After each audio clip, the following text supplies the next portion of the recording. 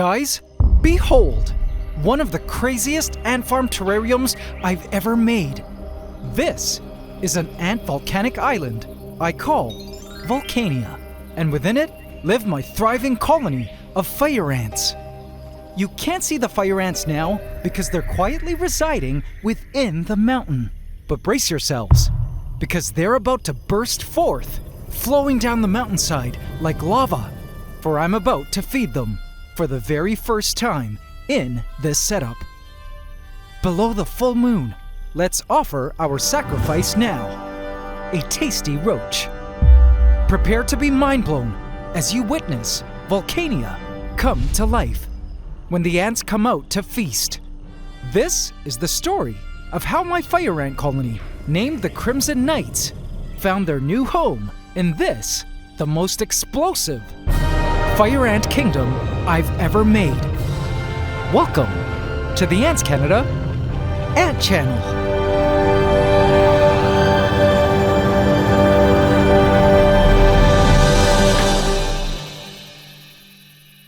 Please subscribe to my channel and hit the bell icon.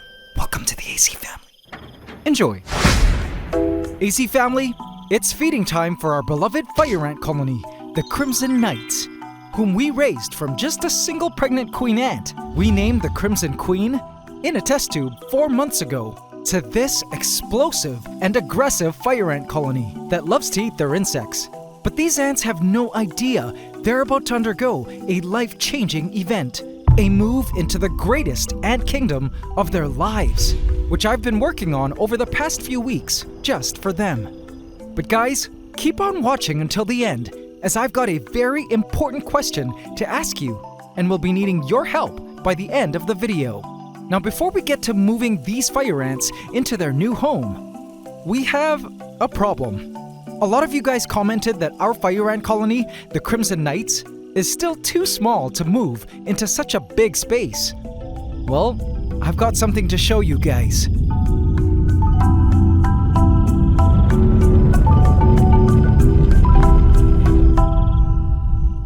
A couple weeks ago, the colony residing in this test tube looked like this. Not too many chambers and tunnels, and I could see why you guys thought the colony was too small.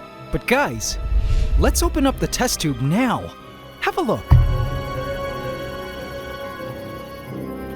The tunnels now extend down to the bottom of the test tube. The growth rate of these fire ants is alarming. And based on past experience with raising fire ants, it's at this point when the fire ant colonies explode exponentially.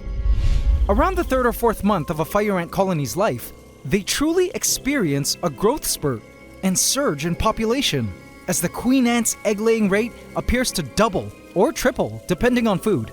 Now, I've been trying to keep their numbers as low as possible by controlling how many feeder insects I give them, because I didn't want the colony to experience this population surge while they were in this temporary terrarium, because moving them to their next and permanent home would be so much harder. Now, AC family, I think I may have been a little late, because I do see that the colony has created an extensive tunnel work beyond their test tube under the dino skull, which was supposed to be their main transport vessel into their new ant kingdom. I knew I absolutely needed to move this colony out now, or else suffer the wrath of a renegade fire ant colony that would be next to impossible to move completely out of their holding tank without the pain of a million stings. Been there, done that, don't want to be there again. It was time for I, your creator of worlds, to prep the Crimson Knights' new kingdom home for the great emigration. The prep for the fire ants' move into Volcania was pretty intense. The first thing I needed to do was apply the ant barrier. To me, this was the top, most important priority, because as some of you may have seen in the past on this channel, fire ants are one of the most difficult ants to contain. They're supreme escape artists. And among all the species of ants I've ever kept in all my years of ant keeping, fire ants have been the top ant ninjas to always keep me on my toes when it comes to securing them into a living space. They're always testing for weak spots in the ant barriers I apply. looking for unforeseen spaces through which to squeeze, and soft areas of their setup to chew tunnels into. There was no way I was going to let the fire ants find a possible point of escape. I had to analyze every angle of the double glass lip I had installed onto all edges of the enclosure for possible escape points. Especially because I'm crazy and wanted this time to house our fire ants in the most open concept ant terrarium design I've ever tried. It was an ambitious terrarium project for a highly difficult ant species to keep, but I was up for the challenge. Next, I had to secure the specially designed lighting rig I made at the top of the enclosure.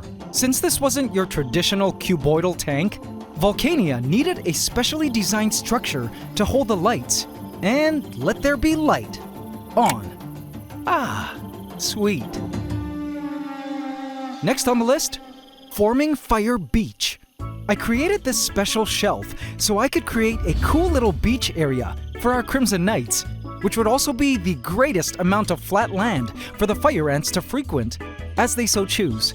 I decided to use white sand because our Crimson Knights deserve their own luxurious white sand beach, and because it will allow the volcanic mountain and ants to truly pop. Now I wanted to make sure to never water these sands and keep them dry, so that the ants don't decide to try to nest in it, nor start piling it up in ant hills to allow for an escape. Now to add some greenery, I decided to add some dried sphagnum moss for a needed pop of green. Now some of you may be wondering why not use real plants, but I didn't want to use real plants for two reasons. One, having real plants in here would ruin the sense of scale. It's a diorama, which means the illusion is to create what looks like a huge and vast landscape, but shrunken down. And adding plants to the entire work would ruin that sense of scale. Plus, real plants require soil, and I don't want the fire ants to move into the soil because I have a special place for them inside the mountain, which you guys will see soon. I'm certain actual living moss and some tiny plants may start growing on the mountain at some point, but for now, the sphagnum moss would add the needed greenery to the setup. The volcanic smoke comes from a fog machine set on a timer, which will help periodically humidify the lands, just how the fire ants love it. I wanted to see how the volcano looked with the smoke on, as it helped me decide where to place the clumps of moss. I didn't want to completely cover the entire volcano with moss, as that would make things look a bit unnatural. I've noticed that in nature, oftentimes most of the vegetation grows towards the foot of a massive mountain, while the topmost areas are bare rock or ice. I wanted to mimic this natural flow of mountain greenery in Volcania, and soon, I was happy with the final look of all the greenery. I still wanted to keep most of the mountain bare to give it that gaunt Lord of the Rings Death Mountain type feel. Now there was one other important element I needed to add to Volcania to truly make it the epic volcanic island dream home for our Crimson Knights. Every island needs an ocean. I lay out some black sand onto the water's floor. The black sand would help further give the illusion that Volcania sits on a great sea floor and further add to its grandeur. And now, my favorite part, adding the waters. Burst forth, O sea of fire, and bring life-giving waters to these dry lands.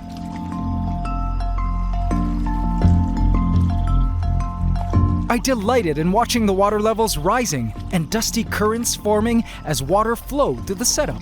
For the very first time, I realized in this moment how much I've missed having aquatic and pauldarium setups, as it's been a few years since I've been able to. I knew I wanted the setup to be partially aquatic because, as some of you may have seen in the past, fire ants love water and can float on its surface, and even scuba, bringing down air bubbles for breathing with them. I found great success in the past incorporating water into my fire ant setups. Now guys, watch this. What I was most interested in was watching this. Have a look at this particularly special drain. I couldn't wait to see the water rise and start to fall into it. Here it comes. And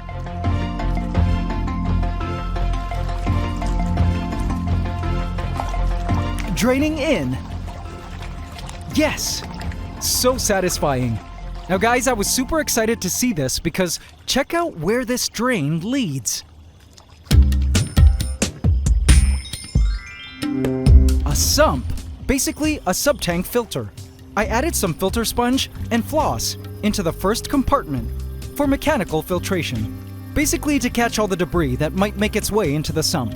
Now this is the very first sump I've ever made or tried, and it's an awesome way to filter an aquatic setup because it eliminates the need for external filters, which is how I used to do it in the past, while also adding a greater volume of water to the system to help keep water quality better, longer, as well as for another very big reason which I will reveal to you later.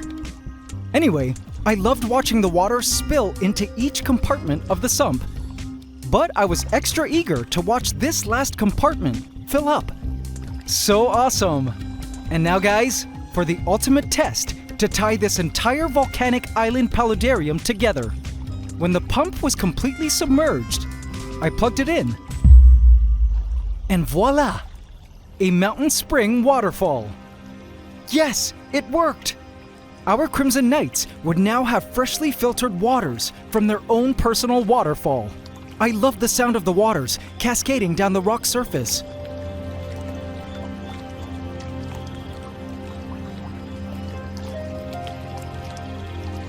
Within the sump, I added a bag of activated carbon to help absorb any toxic elements in the water. I also added a bag of filter balls to house the necessary bacteria, which will help neutralize fouled-up water, as well as 2 bags of ceramic rings. And once in, the waters were ready to begin the cycling process for filtering. And now all was set. Volcania was ready to go. Let me give you a quick official tour around the lands before we move the ants in. This here is what Volcania's mountain slope looks like. The ants have lots of area to explore as they travel down this mountainside and onto the lower areas at the foot of the mountain and Fire Beach. The foot of the mountain was truly impressive, and I think the majority of the time, this is where I will offer the Crimson Knights food, as well as directly on Fire Beach. Check out how cool and epic Fire Beach looks! Oh, I couldn't wait to see the fire ants wandering this area. Have a look.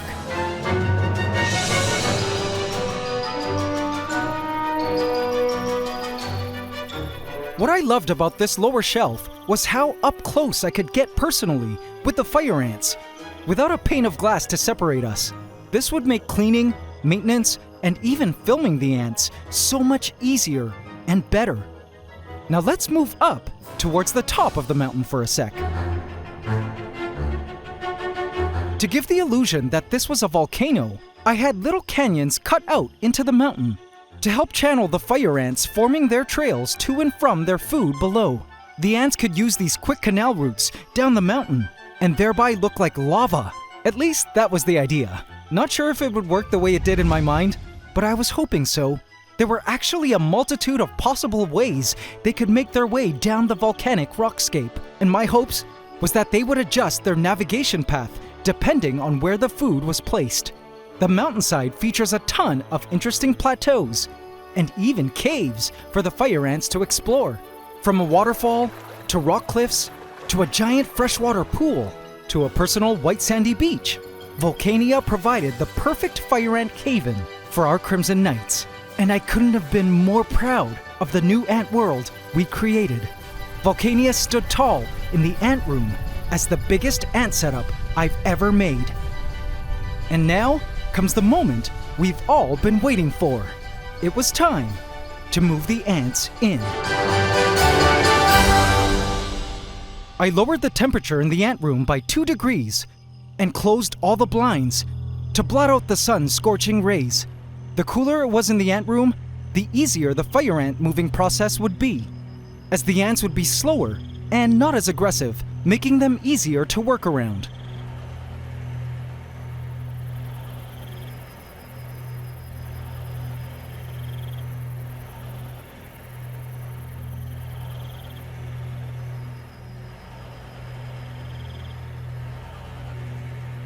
With the room completely darkened and cooler, it was time to begin the emigration process.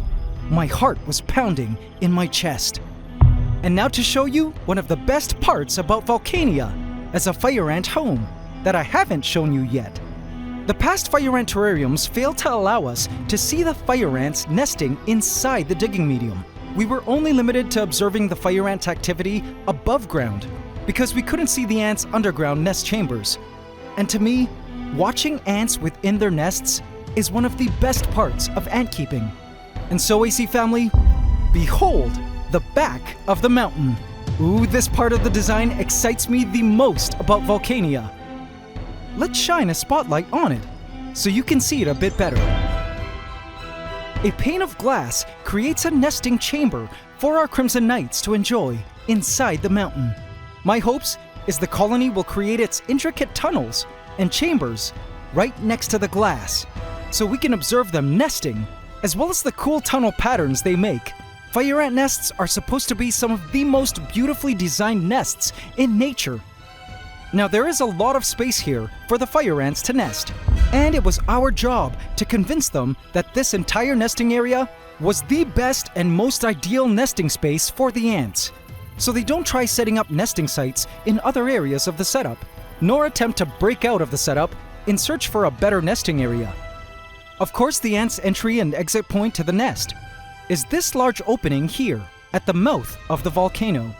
Alright, and now it was time to fill this entire space up with digging medium. I used cocoa peat because lately I found great success with it as a digging medium for ants. With a trowel, I evened out the cocoa peat. Next, I poured in some water to moisten the initial area where I wanted the ants to start to dig. This moisture would encourage the ants to start tunneling into the digging medium and truly make this space a nest. Alright, and now all was set. Like the glowing heart of Volcania, longing for its lifeblood, the territories were ready to welcome their precious fire ants home.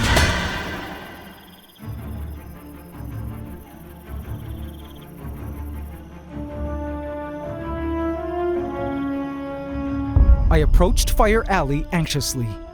So here was the challenging part.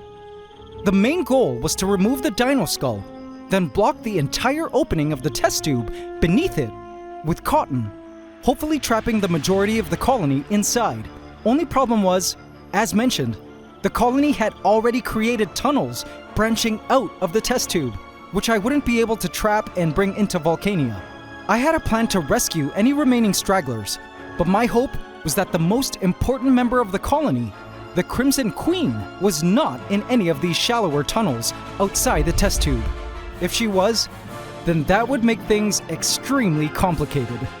Alright, the moment of truth, guys. I covered my gloves with as much baby powder as I could.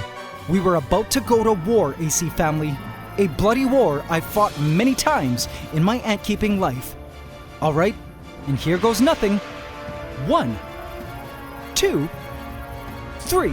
I quickly removed the dino skull and instantly assessed the situation for a brief period. I could see a pile of brood at the opening of the test tube, and that's it. So I slapped on the cotton, and pushing the test tube up from the bottom, I slid the test tube out and plugged the hole with a thick wad of paper towel. Done.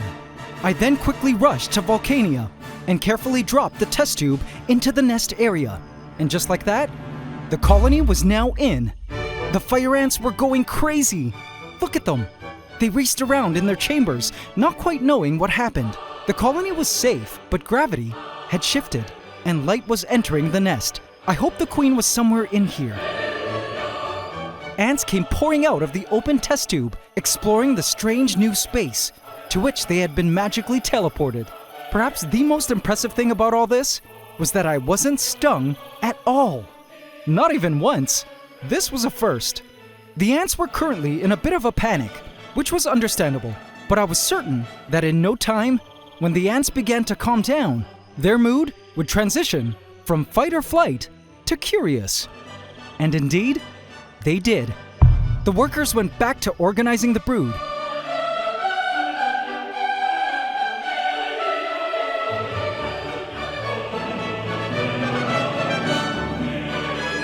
Oh look, a major.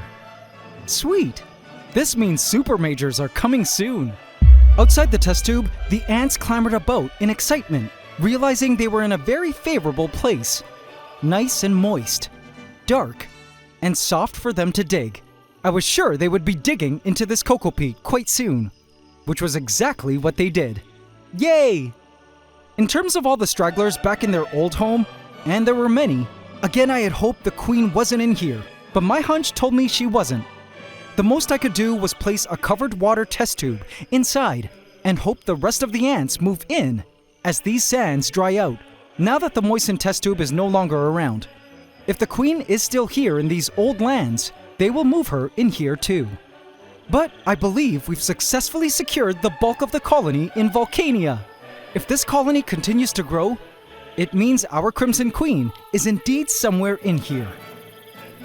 The ants hadn't begun to explore the outside of the volcano just yet, so, to help them out, I placed a stick to encourage them to climb to new heights and explore the amazing world we've prepared for them outside.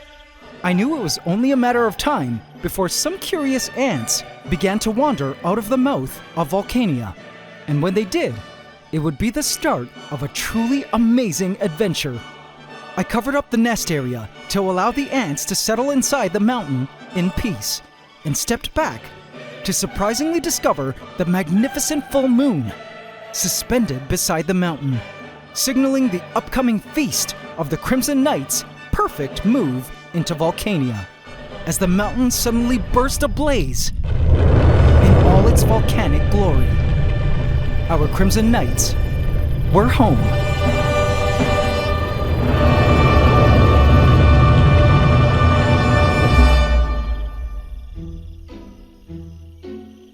The first ant scouts began to make their way out of the mountain to explore the uncharted world they never knew lay beyond. They had wandered up the stick we placed for them and stepped onto the virgin lands with great curiosity. This was a moment of great exploratory adventure for the ants, something ants love best. I shrieked in delight as an ant attempted to journey down one of the canyons down the mountain. Man, I wonder if this is how God feels when he sees someone following their greatest life path. The ants bravely began to explore lower on the mountain, mapping out all caverns and surfaces around the opening of the mountain where they now lived. They had a lot of territory to explore still, particularly in the Volcanian lowlands, which was where I intended to place their homecoming gift and sacrificial roach.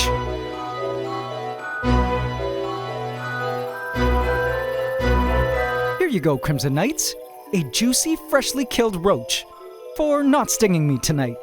Its blood spilled all across the rocky floor, the scent of which would soon reach our fire ants in the heights above. And now, it was all a waiting game. It did seem like the ants had a very long way to travel in order to find the roach. But I didn't fret, because this is a test all ant colonies in nature must undergo. Food just doesn't fall right at a colony's doorstep, which is what I've been doing so far for this colony their entire lives. In the wild, if you want to eat, you gotta hunt. And these ants have all they need, programmed by nature into their instincts to get their food. And suddenly, my heart stopped as one ant stumbled upon our delectable offering. The smell of roach blood had lured the ant into the lowlands, as it gave a quick inspection and taste of the dying roach. Yup, sound the alarm, ladies! I found food! She immediately began to cover the area with pheromones. When she was done, she rushed back home, following the pheromone trail she had laid on the way here as a guide for when she needed to return to the nest. During her long trek back home, she would leave a special pheromone laid onto the ground to direct her fellow sisters to where the food prize lay. It was already attracting curious ants down to check things out. I watched wide-eyed as she climbed her way up one of the caverns on her way home, bearing the great promise of food in the abundant world below. Little by little, ants began to make their way down the mountain, until, just 15 minutes later, boom! A feast! Yes! The ants had found our gift offering. And the best part? Check out the trail coming from the top of the mountain.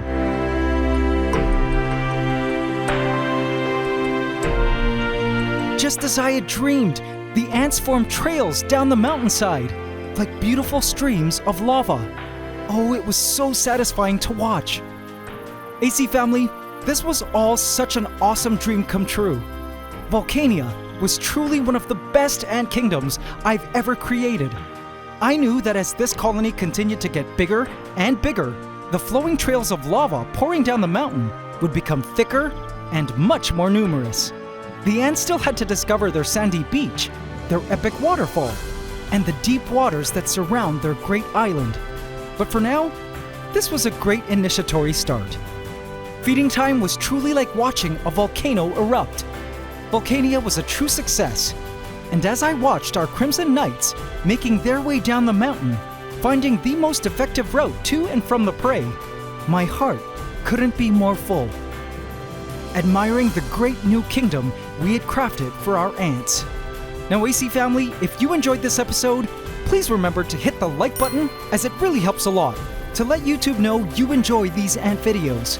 And if you haven't yet, do hit that subscribe button so you don't miss this continuing ant story of the lives of our Crimson Knights and ants of the Ant Room. Thank you all for watching and supporting the ants. It's Ant Love forever.